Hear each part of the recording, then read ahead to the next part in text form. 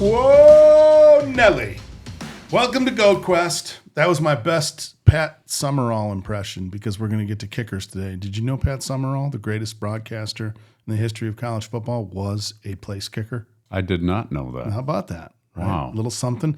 But we're going to explore a lot of those little nuanced elements. Punters, kickers, back in the day, they actually played. They had responsibilities. They were actual players. Did you hear that? Eric Burton, they were actual men who played football back in the day. They still played football, even though they were a punter and a kicker. Even though they were just a punter or a kicker. Yes. There's a lot of hatred. There's a lot of haters that come out that played the game of football that project a lot of that anger towards kickers when they don't fit the bill, right? I mean, if you bust your ass and you're on a 12-play drive and you get down there at the 12-yard line and all of a sudden here comes this little skinny son of a bitch out there who's going to try to win or lose the game. I mean, they're vital. Even Jason Hansen, who was all pro by the time I got there in the mid-'90s, got shit. I mean, he used to blow dry his hair. How do you think that went over in the locker room? You pull out a blow dryer. Spielman would stand there and look at him like, "Are you shitting me?" Then we'd hide it. We'd hide his blow dryer, and he'd get pissed off. And there's always little things that you pick on. So having a blow dryer, he has no hair now in an NFL locker room. Having a blow dryer is akin to wearing women's underpants. It's just a no-no. Yeah. It's just you just don't do it. No, you just don't do it. You don't do it. No, you don't do it. And he had a blow dryer. You know the funniest thing that he used often. The funniest thing that Spielman ever said to me to call out my manhood. He didn't do it on purpose, but we were at your bachelor party. Yeah. And remember, you had that like craps table set up. Yeah. In that, was that like a hall you were? It was a VFW hall in Royal Oak. Yeah. So we're gambling, probably illegally. We're sitting there, and he asked me about the Snow Bowl, and I said, whatever. It was a good experience, blah blah blah. And he looks at me and goes, my brother was there. I said, yeah, I met him. I talked to him. He said, yeah, Rick said you looked like you were pushing a wheelbarrow in the 40-yard dash. And you did when you ran. Your feet used to go really fast, but you didn't go anywhere. So you're telling me I'm not getting the call back from the Vikings? No. What did you run out there? What did you run? I don't know. I think I ran 4.75. Oh no, I think it was like 4.86. 4.8. I think I was over 4. I think I was in the mid 4.8s. So when I went out to the Snow Bowl, they had all the DBs and running backs run first, and they'd come back 4.8, 4.75, 4. Nobody was like under 4.5, right? Very few. Just guys were completely complaining. I'm a 4.4. I just ran a 4.35. Right. This is bullshit. You're a 4.7, buddy. You got a slow thumb on that stopwatch. You're a 4.7. Full agenda. We're going to get kickers today. We're going to get punters. Should be a short episode. Very, very short. But then we are going to get offensive line. Oh. All right. So we're going to get the road graders out. Okay. And see who moves the pile. Okay. And then we're going to talk a little bit pop culture-ish because I want to know what your walkout song is. It's October. We got the Yankees and the Dodgers, the wet dream of Major League Baseball to have the two biggest population centers and most popular teams on both coasts, the Los Angeles Dodgers. And both the highest salaries. Versus the New York Yankees. Right, if you spend the money. Jeez. What a novel idea. Yeah. The more money you spend, the better players you get. And you predicted this, right? Didn't you have Dodgers? I think I did. I think you had Dodgers, Yankees. I for sure had Yankees. Ohtani, Triple Crown, nearly finishes in the top 3 in all the offensive categories on the National League. Same thing with Aaron Judge on the American League. But what is your walkout song if you're coming to the plate in a Major League Baseball game? I'd say Metallica, Enter Sandman. I think that would be mine. I really can't think of another song. That's what Virginia Tech comes out to, right? I love the Virginia Tech thing when they come out and everybody in the stands is we got to get to singing the song. We have to do it. We have to go sometime. They need to bring us down there. We'll do the greatest of all time at Virginia Tech. Oh, we'll do a GOAT Virginia Tech episode. We could. Because they do have the greatest intro song. Yeah. I don't think they're listening, but maybe. There's a chance. Yeah, we'll get somebody. You never know. I'm going to go with Thunderstruck. AC/DC, greatest show I've ever seen in my life. I thought I was going to be third row. My dad got me these seats. But the way that the stage jutted out, the third row was actually the front row, because if you're at the very edge of the third row, the stage jutted out into the section. So I was literally standing in front of Angus Young for 2 hours watching him play that axe. Wow. And that was that tour, the Thunderstruck tour. I'd still never forget. Greatest concert I've ever been to, and AC/DC is still my favorite band. And I saw Metallica a few times too. I mean, I can't believe I did it now because I can't go to concerts anymore. It's just too loud. It's just too loud. I just too many hits to the head, too much. So you blow dry your hair now, is what you're saying. If I had hair, I'd blow dry it, but I don't. Blow dry it. But I don't. You and Jason Hansen. I've got a little bit of scrub. Do you play bridge? Do you and Hansen get together? I do play bridge. What you think? You want to play bridge? Is it? If we're being serious, it a good game? Bridge is one of the best card games there is out there. Are you being serious right now? Yeah, you get pegged. It's awesome. I'm not that good at it, but I can play it. Is bridge popular with senior citizens at your group home or within your is it assisted living, or do they call it something? Skilled nursing. I'm sorry, skilled nursing. Well, it's not assisted yet. I don't need to be assisted, but I need to be changed in the morning. Oh, there you go. Yeah, changed in the morning. I just go with the depends, and then I don't have to worry about it if somebody cleans it up at the end of the day. You've never played bridge? I've never played bridge. For instance, I'm going to name drop here. But on one of our corporate boards is Mark Zuckerberg's dad, Ed Zuckerberg, and he's like one of these rated guys. Like he goes to bridge tournaments all over the place, and he actually like competes in these bridge things. Great guy, by the way. You think about these ultra billionaire people and how did they become what they are? He was just a dentist in Brooklyn. Okay. Great guy. But yeah, that's my only connection to bridge is him telling me that he goes to these tournaments and that it's very competitive. The stuff that comes out of your mouth never ceases to amaze me. Yeah, well, Mark Zuckerberg's father? I don't know. I do not know Mark Zuckerberg, but yes, I have hung out with his father. I've had beers with his father at South by Southwest. Should we crack him? We should crack him. Okay. There we go. Very nice. Very nice. Could have been iced down just a touch more. It's a little warm. But it's cool enough to soothe the palate. Yeah. So jumping into it. Do you want to start with kickers? Because we can make short work of these half men that play the game for 6% of the game. Some of them. We got a few on here that don't. All right, give me your run. So I'm going to start at number 10, Matt Stover. He played for Cleveland, Baltimore, Indy. He was a Super Bowl champ. He's my number 10. I've got Jason Elam.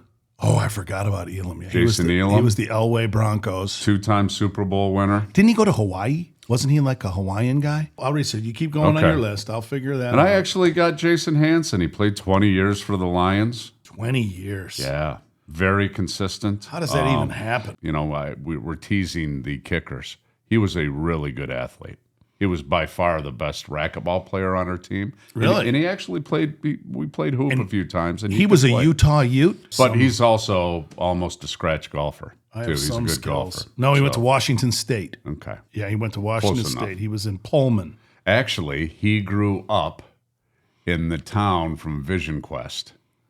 What's the name of the town in Washington? Spokane? Spokane, Washington is where it might be where Washington State. I used to ask him. Well, it's not that far away. I asked him. I said, "You ever? Where the hell are you from?" Yeah, he's from Spokane, Washington. I'm pretty sure because I remember asking him about Vision Quest.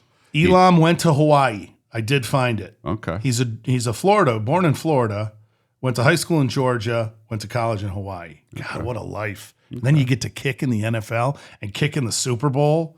I mean, are you kidding me? He wins 2 Super Bowls.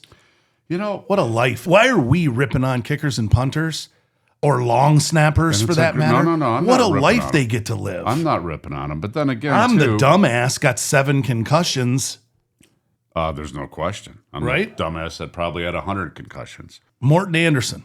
I've got throw him in there. Michigan State guy. I've got Morton Anderson. Stoyanovich. I don't have Stoyanovich. You don't have Stoy's toy? No, Remember he had the car? Stoy's toy? Yeah. I've got Gary Anderson. There was a Gary Anderson, too. 4-time Pro Bowler. Pittsburgh Steelers. Yep, 4-time Pro Bowler. I've got Gostowski. Steven Gostowski. Yeah. Patriots. Yeah.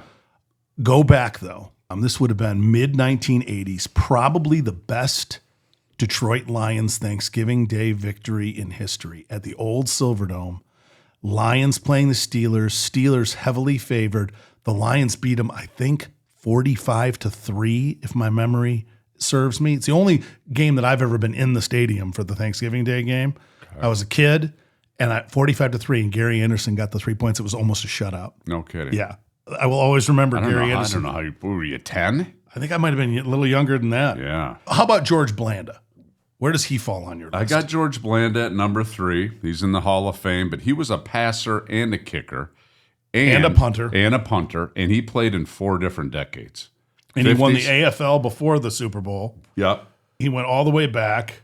Golly, and he played football. And you got to have Vinatieri in there. Vinatieri, I've got at number 4. He won 4 Super Bowls, made some huge kicks in the NFC Championship game and AFC, or well, not AFC. Just a great kicker. I can't remember. Did Vinatieri, I think he had 2 kicks to win the Super Bowl also. Oh, yeah. Yeah. Oh, yeah. Blanda, though, I didn't know any of this. Blanda was Athlete of the Year, Associated Press, 1970, playing quarterback, kicking, and punting.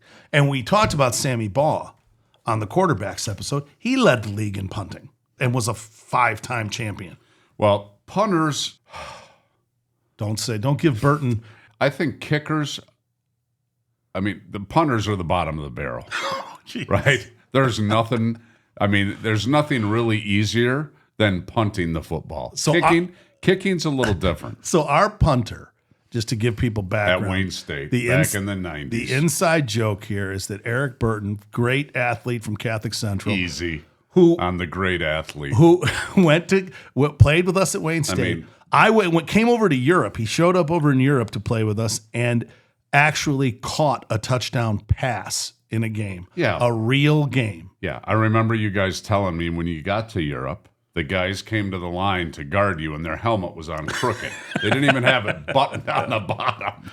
So were you just trucking people over in Europe? They're playing soccer? This was a minor league. If you've read Playing for Pizza by John Grisham, this was even a level league below that. Burton caught a touchdown pass as a receiver. He is the brother-in-law of NASCAR Cup Series leader Christopher Bell. We're going to hopefully we're going to do a NASCAR episode at some point. Burton's been bothering us for that. But that's why we have so much vitriol swolled up towards punters, because we got to give a little ribbing to Eric Burton. A little bit. Part of it is, too, during practice, when we would practice, they'd be in there playing cards. Or sports they created, like tape ball. Yeah, tape ball. They used to make these little balls out of tape and kick it through the field goal. Yeah, shit like that. Self-created sports. Stuff that we didn't do. We're out there banging our heads. There is a legitimate perception that becomes reality in some clubs where the kickers and punters are very quirky. You mentioned Jason Hansen, Greg Montgomery. Greg Montgomery was as crazy as quirky as you want to get. Anybody as you want to meet. May he rest in peace. Yeah. I'd say they're kind of like an NHL goalie sometimes. Not a whole lot of people talk to you, but they expect you to make every save. Yeah. And if you don't, you're a piece of shit. And they expect you to you can't make a 40-yard field goal? Yeah. What are you doing out here? You can't punt them. Hey, we've said it before. Yeah, oh yeah. What the fuck? Did he just miss a 30-yard field goal? Here's what every fan in America says sitting on their couch at least once in a Sunday of watching football. Every American football fan who knows the game says, dude, you got one fucking job. You got to hit the ball between the 20-yard line and the goal line, not into the end zone where we end up netting out 30 yards on a punt, right? Yeah. Everybody criticizes a punter for not being able to drop it within 20 yards. Can't you get it at the 10? If you had nothing to do all day but practice this thing, can't you kick the ball out of bounds between the 10 and the 5? I agree.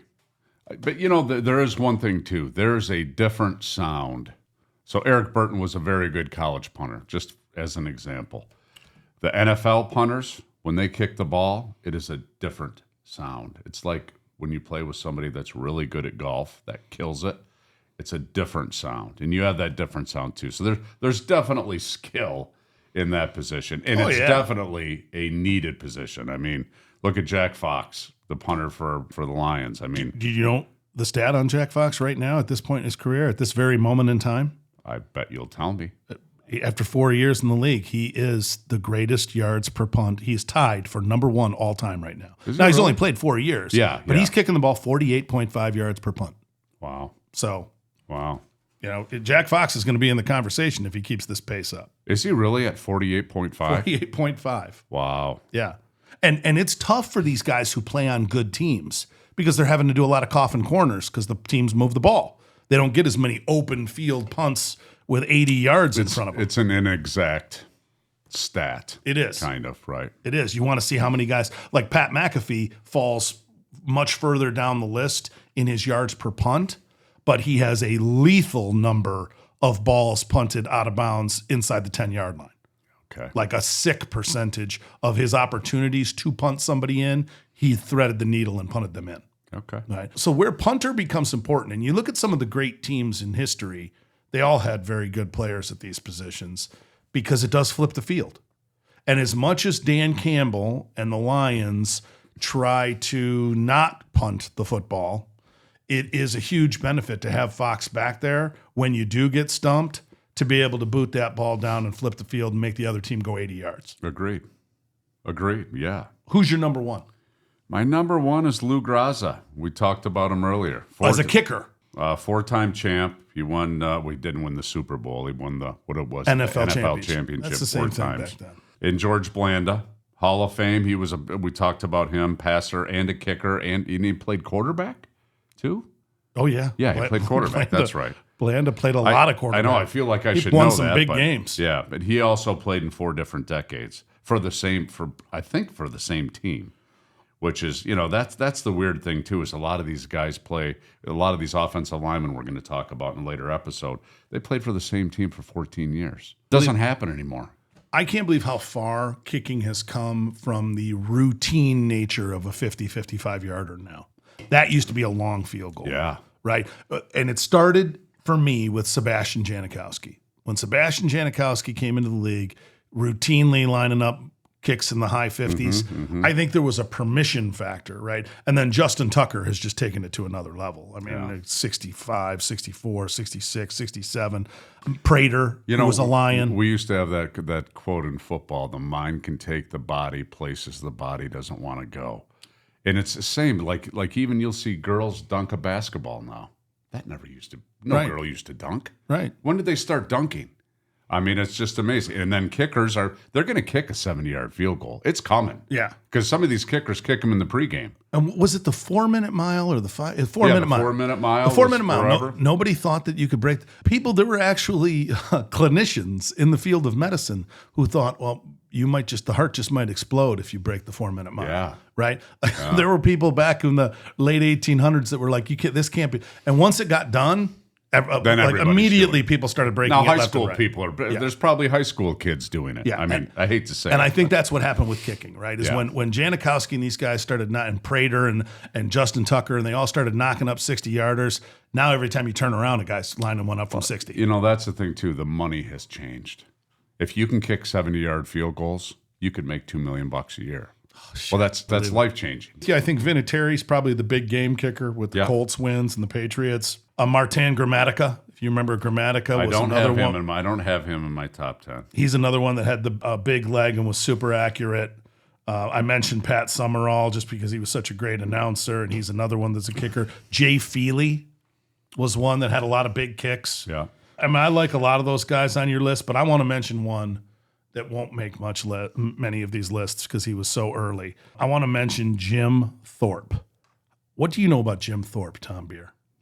Not much. It was before my time. I thought he was a running back, though, wasn't he? So he did it all. This is, again, one of these guys who did it all. When I say did it all in this case, Jim Thorpe played football, which was his number one sport, at a college called Carlisle, which was big-time football back then for college football. This was Pop Warner. Where's Carlisle? Carlisle is in Pennsylvania. There's also a Jim Thorpe, Pennsylvania. This guy got cities named after him. But he played for the Canton Bulldogs professionally. And this was at a time in professional football, the early 1900s, when the Ohio League was like the NFL. Literally, the teams in Ohio were the best teams playing. People came from all over to play in the Ohio League. So he plays for Carlisle, and he ends up playing for Pop Warner, the guy who Little League football is named after, right? The first Godfather coach. He was a track athlete at Carlisle. He was high jump, long jump, sprinter, and Warner was like, and Warner also coached the track team. So did Jim Thorpe run in the Olympics too? He long jumped, high jumped, pentathlon, and decathlon. Okay. Right, all 4 he made the Olympic team for in 1912 in Stockholm, Sweden. But listen to this: while Pop Warner is coaching him in track, football team is getting ready to start practicing, and he's coaching that too. And he knew that this Jim Thorpe's got a chance to go to the Olympics. I don't know if I want to screw him up, injure him playing football. Okay. And Thorpe says, just give me the ball, coach. And he runs the first play. It was a pitch out, and he zigzags around, and nobody touches him, and he goes to the end zone for like 50 yards, right? They're playing half field. One of the defensive guys screams out, "Oh, you got lucky that time, blah, blah, blah, run it again." He said, "All right, give me the ball, I'll run it again." He goes the other way and does exactly the same thing, scores a touchdown. He comes back, and he says, "Coach, don't worry about me getting hurt." And this is the part that I love. Don't worry about me getting hurt. Nobody tackled Jim Thorpe today. So he's also the first baller to speak of himself in the third person on the football field, which went on for many decades later, right? Yeah. So Thorpe goes to the Olympics. He wins the decathlon. The king of Sweden at the time, King Gustav, gives him his gold medal. Where do you get this King Gustav? Yeah, King Gustav gives him this. He also got an award from like Nicholas, the Tsar of Russia. These like historical people were involved in Jim Thorpe in 1912. He gets this gold medal, and the king says, "You are the greatest athlete I have ever seen." And you know what Jim Thorpe's response was? No. "Thanks, King." That's his quote. You gotta love the simple. So he was Native American. He was a quarter Irish, 3/4 Native American. Grew up on a reservation in Oklahoma. But this guy kicked. He beat Harvard with 4 kicks. He drop kicked and place kicked. He was the best at both. He punted for the team. Legend has it he punted a ball. He caught the punt on the 1-yard line, kicked it out of the end zone. So he has a 99-yard punt on record. Absolutely phenomenal. And he played Major League Baseball, by the way. I mean, I tell you all the time when we talk about two-way players, there's so many guys that could play 2 ways if they had to. Where I'm going with this is that you can never talk about athletics and you can never talk about who the greatest athlete of all time is with at least not bringing up Jim Thorpe after those accomplishments. Okay. So let's switch to punters now, since he did both. And Burton is not on the list. No. Eric Burton is not on the list. Can't be on the list, but we love him. My top 10 at number 10 is Jeff Fiegels. He won a Super Bowl for the Giants. I remember Fiegels. He actually holds the NFL record for punt yards. I mean, so he's number 10, but he holds the NFL record for punt yard. I've got Pat McAfee, 2 Pro Bowls. Joe, you told me earlier how many times he kicked it out of bounds inside the 10. He was lethal. Yeah. And he was great at fake punts. Yeah. I mean, and he made a couple good hits, too. Yeah. He made a couple good hits, too. Yeah, he was the first showman of the position, right? I mean, I know now he's doing it now. Most punters don't want to be showmen because you're going to get your ass handed to you sooner or later. Yeah, he's thicker than most, stronger than most, a West Virginia guy. I mean, you can't deny. I can't remember, though. Did he have one of those where a linebacker got after him? Like, I don't know. He That's did. a good I think one. he did have a fake. Like, he faked somebody like he was going to hit him. And somebody smoked him. Somebody smoked him. Well, he made some great hits. He had some decleat hits. He did. He obviously ran and passed for some fake punts that you see the highlight reels of. I don't think because he only played, 7 seasons, I don't think he gets up there with the rest of the guys on this list that you're going to talk about. You're going to probably talk about Hecker and Leckler and some of those guys, I think, Andy Lee, some of those guys just played longer, right? When you get 6, 7, 8, 9 Pro Bowls, hard to knock you off the list. Yeah. My next is Reggie Roby. Went to 3 Pro Bowls. Didn't have a Super Bowl, but... Was he the first African-American punter, or was there one African-American punter before him? I don't know. I think he was the first that I remember. Right. That I remember, but I don't remember much. My number 5 is Sean Landetta. He won 2 Super Bowls. He was another one that was lethal with the coffin corner. Yep, the coffin corner. I've got Sammy Baugh, number 4. I mean, that was way before my time, but 2-time NFL champ. He went to 6 Pro Bowls. And I'll hit you again with it in case you missed it from a past episode. Same season, won the championship, led the league in punting, led the league in interceptions, led the league in passing. It'll never be done again in the history of probably any sport where you cross over the lines on all 3 special teams, offense and defense. Yeah. My number 3 is Ray Guy, 3-time Super Bowl champ, 7 Pro Bowls. He's in the Hall of Fame. I mean, I think the trophy's named after Ray Guy, right? It's a Ray Guy trophy. Wasn't he the only first-round pick for a punter? I think so. He did some things. I mean, I remember a year where he was averaging over 50 yards a punt.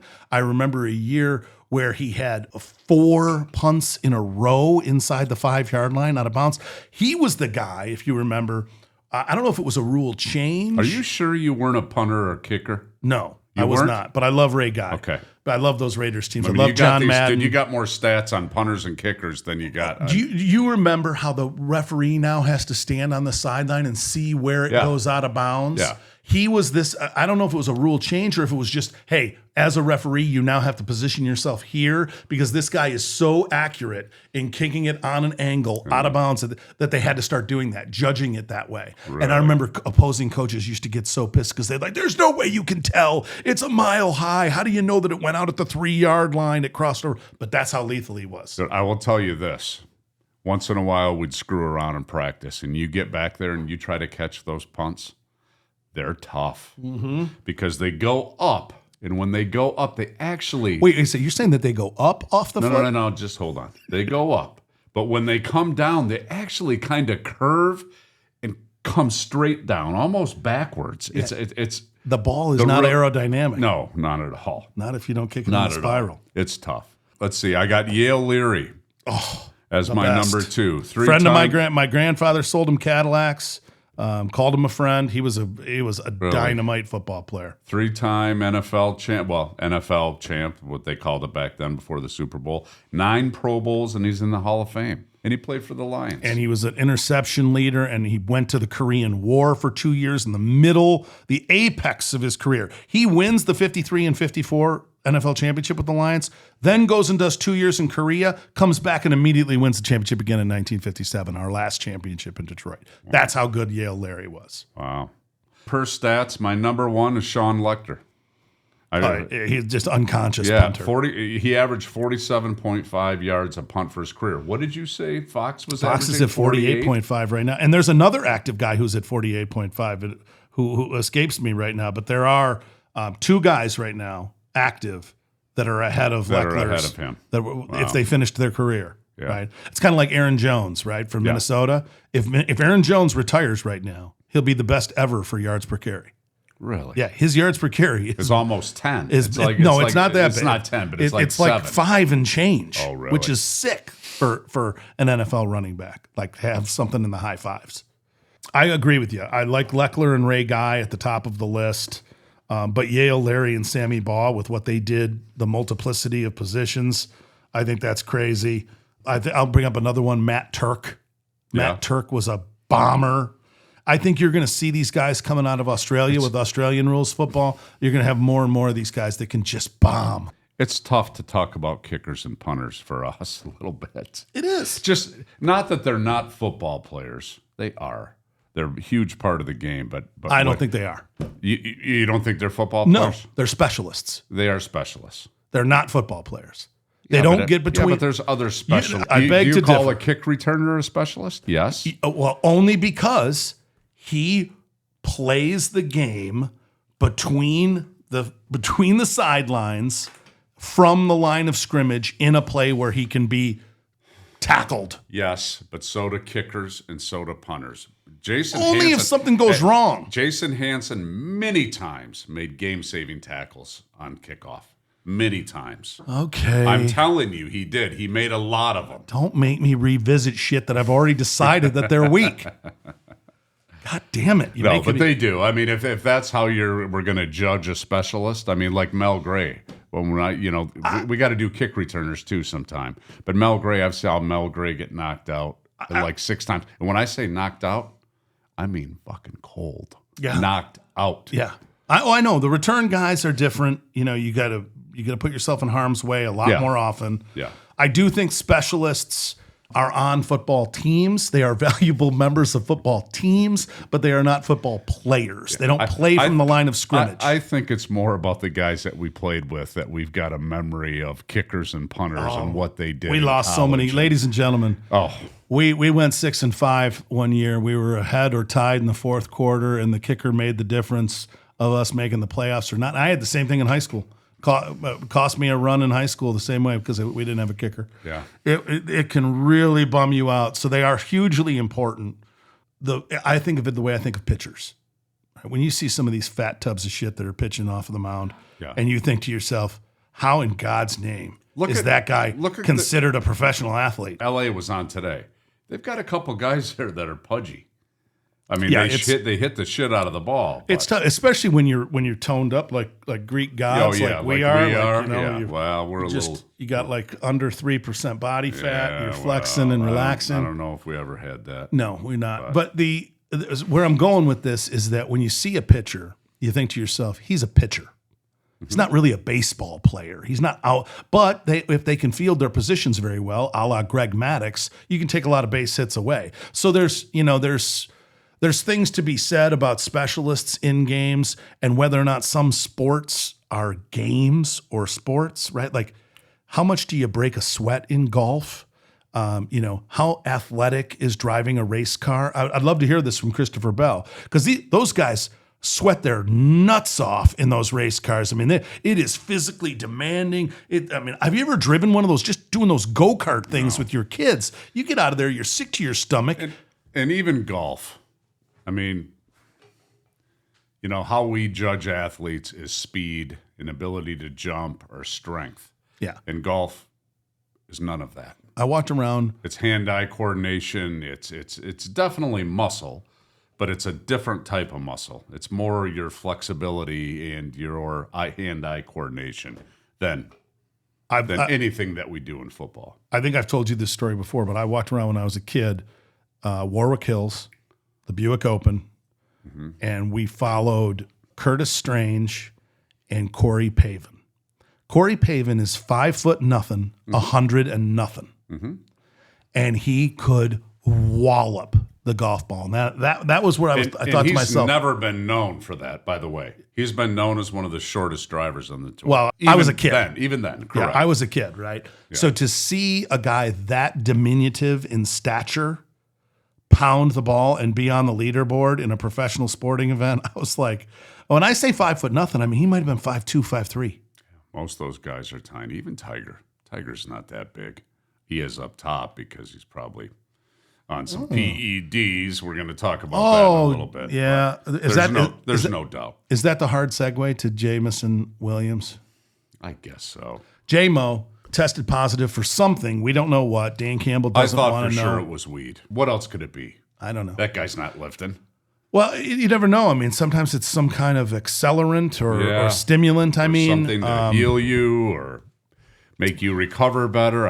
Who knows? With the chemists and what they're doing to enhance performance, you don't know what. And I will say this, because I want to hear you talk about when the NCAA started testing mandatory, you get randomly tested, whatever, random. I'm saying that with air quotes. Like, I got picked to be tested almost every week when that started. When you're a player, and I hear people say this all the time, how can you not? The science of what goes in your body, how can you not be meticulous? Let me tell you how this works, all right? And then you can tell me your side of it from the professional vantage point. You got a team doctor, right? And then you got a bunch of trainers and people who are like satelliting around the program, right? And they're specialists, right? They've got their own little training center, and certain guys train with them.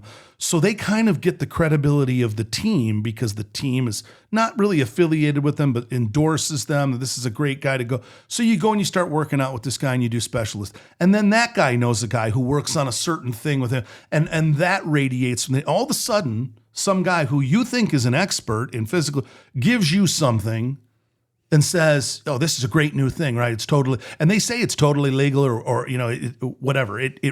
It threads the needle between this thing and that thing. It's not considered a controlled substance. Blah blah blah. So when Barry Bonds ends up rubbing on the clear, or Gary Sheffield rubs on these things, and they think, "Oh, this is just for healing my muscle because I tore my bicep," it's completely understandable when this stuff happens. I remember taking whatever Dr. Plomeritis gave me. I didn't ask him what it was. He gave it to me. I took it. I agree with you. We're in a different world. That was 30 years ago. Now, you can look up everything on your phone. You can look up any ingredient you put in your body. If he only got 2 games, I thought for sure it would be weed or something like that. Because normally they get 6 games if they're like, a lineman they think are just doing steroid or testosterone or something. Human growth hormone levels are out of whack. Yeah, I think that he must have taken something that had some weird shit in it that wasn't that bad, or he would have got more than 2 games. Where do you come out on that, though? I look at guys. Most of these guys, we've talked about this, come from lower income families, whether they went to college or not. They're not all the most educated human beings that we've ever met. I just think that there's the ability to manipulate someone if you're in a position of power, if you're a, kinesiology major from wherever, and now you've got some physical training business and you're Balco Labs, right? I mean, well, do I think that gambling on football is more idiotic than taking something? Absolutely. Last year when they got kicked out, they were in the facility gambling on football. Yeah. What do you? Yeah. Okay. So from that perspective, I mean, he could have taken anything. It doesn't make much sense. It's 10 times more. You have to be much more of an idiot to gamble on football when you're in the NFL. They have meetings upon meetings upon meetings, and they tell you if you're in a casino or you're around any of that stuff, you're going to be booted. They tell you at the beginning of the year. So the fact that he took something, if they only got 2 games, it must have been something that was benign, not that big of a deal. All right. So we're on the Lions, but the reason why the Detroit Lions are so good is because they probably 9 out of 10 people who watch the game of football on a regular basis will tell you they have the best offensive line in football. I think that is the reason that they will be in every game, no matter where the ball bounces, no matter how many penalties they call. These freaking games. Have we looked at how many more penalties they call now than they did? It's got to be triple that 10 years ago. They never used to call holding penalties like they do now. The other game I was watching the other day, they called like 3 times in a row defensive holding. And I get it. You can't touch them after 5 yards. But there's defensive holding in every play. The referees are in a very difficult position. Yeah. All right. So amongst that offensive line for this Detroit Lions team that we both believe is the top unit in the league is probably the most dominant player going right now, and not even in the prime of his career. Still a rising star in the NFL.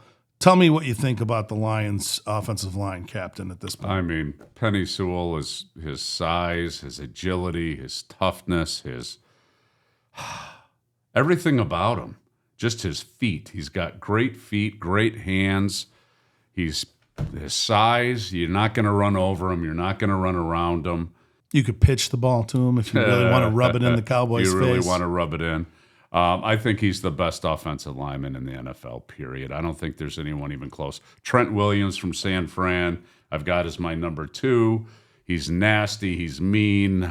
He's fast. He's agile. I mean, he might be on the back half of his. He's great on the run, back half, but he's not. He's not to be trifled with. Before you pass Penei Sewell, let's get down to business on him. He's 24 years old. He was a first-round pick out of Oregon. He went to high school in Utah, but he was born in American Samoa. So this is one of those kids who went from Samoa, high school in the U.S., played college football in the U.S. For the Oregon Ducks.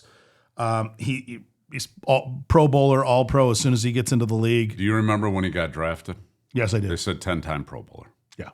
Before they drafted him, he's 10-time Pro Bowler. He could be more than that. But Probably here, more than that. when you saw him catch the pitch and dive into the end zone, I want you to replay that play in your mind's audience and then think about the fact that he weighs 335 pounds. Yeah.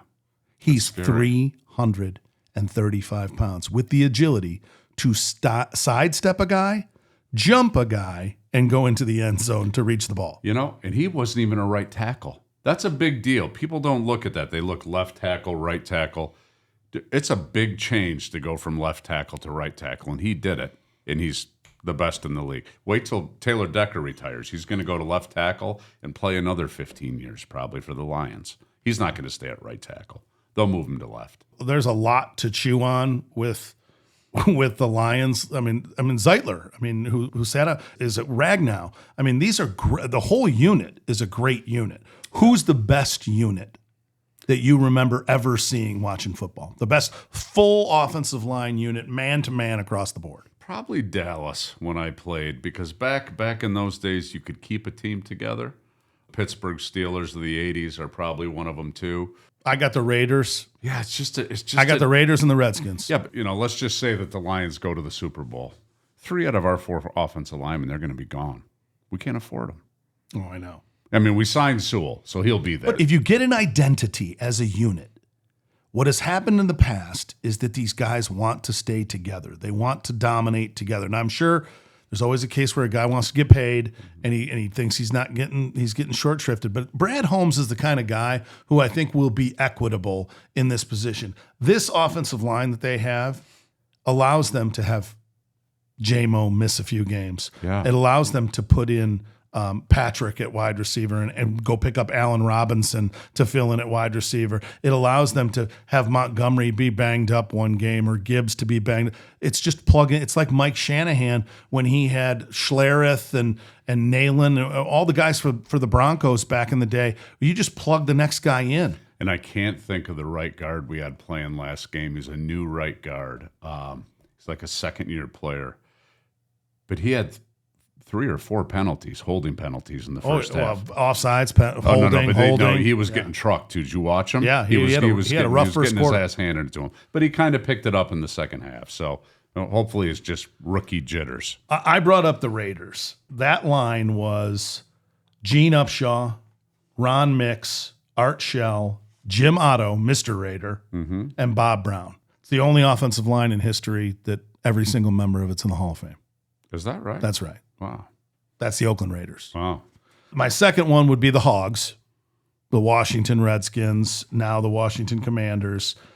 Joe Jacoby, who is insanely not in the Hall of Fame. Yeah. Right. The fact that the senior committee has not figured out that the guy who kind of defined left tackle as the blindside protector and the most important position on the field for an offensive line position, the fact that that guy, 6'7", 280-pound athlete, is not in the Hall is sick and wrong. The only guy we were talking earlier about his looks. Kind of looked like Matt Carey, like his face got pushed in a little bit. Russ Grimm is the only member of that offensive line that got and Mark May and Bostic. That offensive line for the Redskins was insane. So you mentioned Joe Jacoby didn't make the Hall of Fame. Yeah. I mentioned Gene Upshaw, a Hall of Famer, did make the Hall of Fame. Gene Upshaw, another 9-time Pro Bowler, was a Division II guy like us. Was he? Went to Texas A&M Kingsville, was then Texas A&I. The Gene Upshaw Award is what linemen win if you're the best in Division II. Wayne State's Joe Long, who had a cup of coffee on practice squads in the NFL, played for the runner-up 2011 national championship team. Joe Long was a winner of that award. He's the only offensive lineman that I know of that's in the Hall of Fame at Wayne State. We believe that number 77, Matt Carey, who rushed for not 1 but 2 all-time leading rushers. Blocked. Yes. Blocked for not 1 but 2 all-time leading rushers at Wayne State. Nobody's ever done that. Deserves to be in the Hall of Fame. He was passed over again. I ended up finding out that in 2013, when I nominated him for the first time, that the then athletic director, who was dismissed unceremoniously due to some malfeasance, allegedly, had blackballed him because of some back and forth that they had, arguing, whatever. an argument that they had in an outing, and that he had been pushed off, has now not been able to get back into consideration. Wayne State's got to figure something out. All right. The fact that they're still holding this thing where you have to have a college degree when half these guys are going pro early at the next level anyway. Tom Beer should be in the Hall of Fame. John Sokolowski, who played for the Detroit Lions for a hot minute in the late 1970s, is not in the Hall. So what's the prejudice against offensive linemen? Joe Long is in. Do you have to win the Gene Upshaw Award to get into the Hall of Fame at Wayne State football? Maybe. Because Matt Carey played in the East-West Shrine game. I mean, how many guys played in the Snow Bowl in the history of the program? It's like under 20. They should all be in the Hall of Fame. If you're one of the best in college football, which is what that game means, you got to be in the Hall of Fame at your university. I would agree. And he was a 4-year starter, All-American his last 2 years, all GLIAC. And he was a great teammate. Yeah, I'm sure he was a captain his senior year. I'm sure Matt was. Just a super guy. And everybody that played with Matt loved him. Yeah. Number 77, Matt Carey, passed too soon. Yeah. He passed about a year ago. We would love to see him in the Hall of Fame. But, I have nothing against Tyrone Wheatley, right? But this whole Wayne State program has got to get their act together. You can't be 0-7. You can't be making the kind of money that they're making over there, the kind of money that they've put into that program. Right. Former alum Scott Wooster doesn't even get an offer made to him. He's got Grand Valley State running up the score undefeated. He's 18-2 in his 2 seasons there. They didn't make him an offer. Brandon Moore is at UCSD now. He was supposedly in consideration. They let his offer get trumped. He went back to the Colorado Mines, and now he's in San Diego. I know I'm probably boring people who are not Division II football fans, but people know Tyrone Wheatley. Yeah. He was at Morgan State. He won 5 games in 2 seasons. Yeah. He's on pace to win less than that in 2 seasons at Wayne State. He played 11 years in the NFL. He's a great football player, and he's a great family guy. I've met him. He seems like a wonderful human being. It's not enough. You got to win football games if you're the football coach at a university that's made a huge investment in football. Wayne State has now, under the former regime, Paul Winters, by the way, was a 3-time coach of the year, right? A lot of people like Paul Winters. He's gone. Yeah. If you're going to make a move like that, you've got to fill in the gap. I would agree. So I haven't been going to many games. I'm going to my first game on Saturday for the homecoming. Yeah, I mean, it's win or go home. It's just the way it is. Don't tell me that you can't recruit players. Don't tell me you don't have enough money. Don't tell me these guys got hurt. You have to win, even at the Division II level. You absolutely do. So we're getting back. We went off track. We're getting back to the offensive linemen. Another big controversy of offensive line is how many blows to the head that they take. Mm-hmm. We saw this recently. Gedeke for Tampa Bay at the Monday night game was wearing the new Halo helmet. Yeah. He had some good. Mike Webster, probably the greatest center in the history of the sport. Yeah, right. I mean, I hate to say this, but anybody that played football, besides a kicker or a punter, maybe just the amount of hits that you take to the head. I wish there was a solution. Maybe everybody's got to wear the big padded helmet. Well, I'll tell you what the solution is. The solution is, and I think the NFL has figured a portion of this out, is that you have to put a support system in place for these guys because they are going to bang themselves up, and some of these guys are going to have major detrimental conditions. So they have to have a support system for them. Just watch the next game, though, between linebackers and offensive linemen. There's no way to stop that. And there's no way there's no way to take spearing or using your head out of it. There's no way. No. It has helped, though, Joe, a lot. Knowing that they're going to get penalized has helped a lot more than I thought it would. I'm talking about a safety when a receiver's coming across the middle, pulling off and using his shoulder. I see it a lot now. It used to be straight helmet to helmet. But I'm seeing target. First of all, they have to stop the ejections from the game in college football for targeting. Yeah. They have to stop that. Yeah. It's ridiculous. Yeah. It's so subjective. Some of them don't even get reviewed, and they were obvious targeting. Yeah, and they were your best player on the field's gone. You can't take. Does that change when you lose your middle linebacker? You want to have a 15-yard penalty? I don't even care if they treat it like hockey. You got to sit out a series. Sure. Right? Put them in the penalty box for a series. That would be good. Right? They got to come up with some nuance to the rule where there's a penalty, it's serious, but you don't lose a guy for a whole football game. Yeah. I want to go back to Mike Webster. He went to 9 Pro Bowls and he won 4 Super Bowls. Yeah. As the center, and he didn't care if it was Joe Gilliam or Terry Bradshaw. Didn't care who was behind him. This was one of the premium offensive linemen in the history of the game, and he ends up living under an overpass. Living in a truck. Yeah. I think it was living in a truck, Yeah. I think. Yeah. That can't happen. The NFL has to have systems in place that are supportive for the guys who end up in disability conditions. And I think that they figured some of that out. Some of it. Yeah. Who else do you got on your list? I mentioned Joe Jacoby, who insanely is not in the Hall of Fame. Anthony Munoz is my number one. 13 years, 9-time All-Pro. I think he missed 2 games in all of his years. 2. Yeah. That's it. Yeah. I got John Hanna, 7-time All-Pro, played 13 years. Alabama, played for Bear Bryant. We already talked about Mike Webster. Gene Upshaw's on my top 5.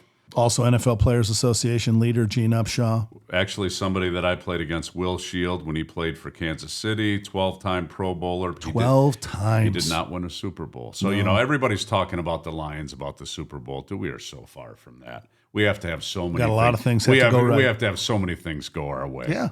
So. Mike Ken, Bo Schembechler said Mike Ken is the best offensive him and Steve Hutchinson, best offensive lineman at Michigan. He's spent 17 years in Atlanta. Hey, you're not going to win a Super Bowl. Yeah. Yeah. I've got Bruce Matthews on here, 14-time Pro Bowler, 19 years in the NFL. And actually somebody else I played when we played for Minnesota, Randall McDaniel, 12-time Pro Bowler. And a physical beast. He's one of the, offensive linemen get a little bit of guff for being lumpy. Randall McDaniel was not lumpy. No. Joe Jacoby was not lumpy. The linemen in the NFL, there's not too many lumpy. I mean, it's changing. They're crafty. Yeah. If they're lumpy, they're crafty. They've got really good feet, really good hands, or they've got some. Everybody in the NFL's got something about them that's unique. Speed, strength, smart, something. I think the Baltimore Ravens, Jonathan Ogden and Michael O'Hare, who was featured in The Blind Side. Yeah. But you mentioned the Dallas Cowboys right off the bat. Larry Allen, he goes to 11 Pro Bowls. Yeah. And was utterly dominant. he's probably the reason why so many people give Emmitt Smith a little bit of short shrift. Do you see him now, Larry Allen? No. Yeah, he weighs about 190. I love it when those guys do that, when they 190. Shrink. Our buddy, orthopedic surgeon Mark Melia, who played center at Michigan, walking around, he looks like a golfer. Yeah. Yeah. He's walking around at 175 pounds, It's all looking good. Calories in, calorie out. What happened to us? Yeah. Well, I can only speak for myself and say that the buffet line is just too strongly prominent in my life. Yeah. John Hanna, you mentioned. Yep. I love that pick. Jim Otto. The Mr. Raider, Jim Otto. He was a Miami guy. A lot of these guys, blue blood programs, like the Wisconsin guys, like Mike Webster. And a lot of these guys should be from the blue blood program. They have the best guys out of high school, and You mentioned Travis Wirfs, who got his first holding call in like 2 years, and it was not a holding. Yeah, we both said that. Blew my mind. Jeff Saturday, who you see on ESPN, those Colts offensive lines, he was a 6-time Pro Bowler. But you think about the Colts, like everybody they plugged in rushed for 1,000 yards. It was like Denver, the Peyton Manning Colts. Oh. Like everybody they plugged in. Yeah. Edgerrin James. I've got Zach Martin on here too. Where do you call out on Jason Kelsey? That Philadelphia offensive line was still a great line. He's only been gone 1 year. They still have Lane Johnson too, and they still have I think it's Jordan Mailata. Is it? That are still on the Eagles offensive line. And they're the tush push. They're doing something that nobody else has done. That's a pretty dominant scenario there that they've built for themselves. Yeah. I like those guys. I think, again, if I just had to think about the wow factor, the Washington, at the time, Redskins, Washington Football Club, has the Hogs. They win 3 Super Bowls with 3 different quarterbacks. One of the seasons was like half the season was Jay Schroeder and half the season was Rippon, or was it Doug Williams came in at the end of that one? Remember, yeah. But guys who are not great quarterbacks win Super Bowls. They have John Riggins for one of them. They had 3 different running backs. Tim Smith rushes for 200 yards. Anybody you plugged in, but George Rogers was one of their Super Bowl running backs. It was kind of at the end of his career. It didn't matter who you plugged in. You ran behind the Hogs, you won a Super Bowl championship. Well, look at the Lions' offensive line now. And we could do that. That's what I think can happen. Exactly. So that's where I'm going with And this. how many teams in the NFL can actually run the football? There's only a couple. Oh, you saw one 2 or last 3. night. Well, We saw Baltimore. Baltimore for sure. King Henry's got a nice line in front. Did you see the play, the screen pass? with Justice Hill. That's the other thing too. I was about sleeping. the Thunder and Lightning, right? Having Gibbs and Montgomery, Yeah. having Justice Hill and Derrick Henry.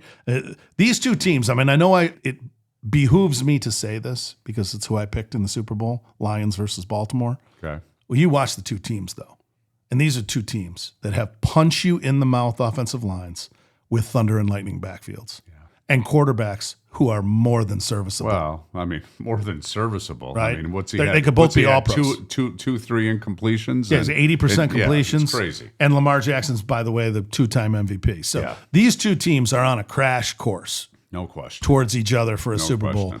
Bowl, especially with But as banged up so as San many- Francisco is. And there's so many things that can go wrong. San Francisco, they can get healthy again. Yeah. Right? They can come back and win the last 8 games or whatever. We got to get through Green We Bay. got to stay healthy. We got to get through Green Bay. And look at we're at the top division in NFL. The Chicago Bears are rising. That's no easy game. No. And we play them on Thanksgiving, right? We play them on Thanksgiving. We play them on Thanksgiving. We play them on Thanksgiving. We got the Green Bay sandwiched around that. We got Minnesota at the very end of the year. Baltimore's got to get through the Chiefs. Yeah. They don't seem to want to lose, no matter how bad. He's got Patrick Mahomes. He's got More tons picks. of people out. More picks than touchdowns. Patrick Mahomes right now. And they're undefeated Yeah. because Steve Spagnuolo just doesn't give up points. They are stingy and they play it all. McDuffie on the corner, Chris Jones rushing the passer. It really, I mean, Yeah. Karlaftis. I mean, they do it at all 3 levels on defense. And Patrick Mahomes just does enough to win. He's just a winner. Yeah. Nothing like a running quarterback. Nothing like a running quarterback to screw up a perfectly good defensive call. Yeah. Right? And he can get out of anything.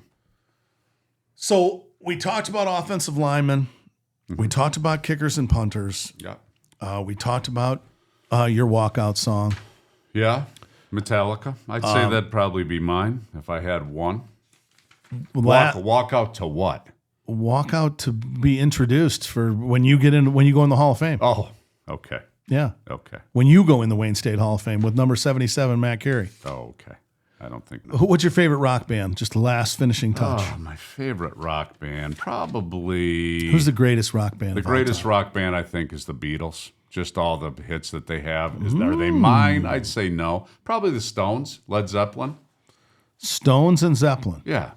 Yeah, I'd probably pick them over the Beatles. Even though the Beatles got some great songs. My mom used to listen to them all the time. So I'm a big Beatles fan myself. and I love Nirvana. I mean, to take us back to our high school / early college days. I'm sticking with AC/DC. Yeah. You heard it. I'm not backing off of it. If I need to relax, I throw in a little Bruce Springsteen, the boss, but I'm sticking with AC/DC. So there's another episode of Goat Quest rendered directly to you, our faithful audience, mediocrely researched, expertly produced. We crack the beer with the beer man. This is Joe Willie. Thank you very much. You can go to the show notes, look for us on Apple, Spotify, Podbean, YouTube, everywhere that you look for podcasts. We're going to try to be there. Amen and hallelujah. Goat Quest. We'll see you again soon.